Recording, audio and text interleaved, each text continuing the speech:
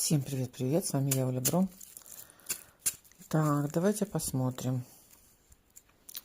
что ждет червяную даму. Мужчины переворачивают. Что ждет с 12, поменяем дату, с 12 плюс 7 дней. Да? Что ждет червяную даму в ближайшую неделю, начиная с 12 числа. Так, не хочет. Еще разочек. Так, еще разочек. Что ждет червяную даму? Смотрим. Так, хорошо видно. Так, в голове хлопоты, хорошие новости. Решение домашних дел, семейных дел.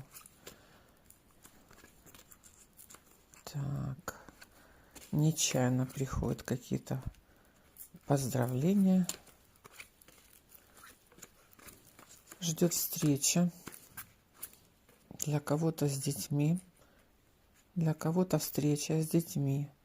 Хорошие новости от руководства, начальства. Если это болезнь, врач. Хорошие новости, хорошая диагностика. Так, что у нас на следующей неделе? Ситуация вокруг стабильная. Уходят, смотрите, уходят какие-то разговоры, ссоры, рассорки. Так, уходят. Идут хорошие новости. То, чего вы не знаете. Что-то изменится в ближайшие дни. В начале недели что-то изменится на сердце у вас. На сердце спокойно. Разговоры, какие-то рабочие моменты, какие-то деловые встречи. Да? Для кого-то в дом бубновая дама придет. Или идут разговоры о какой-то встрече с бубновой дамой. Неделя спокойная в целом. Решение вопросов приносит хорошие результаты, трефельный интерес, да? Ну и в целом в голове вот сосредоточимся.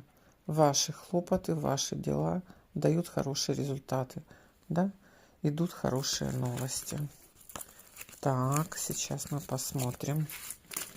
Посмотрим еще. Подтвердите. Неделя в целом спокойная. Неделя в целом спокойная. Неделя в целом спокойная. Правильно? Стучит. Бубновый король гремит.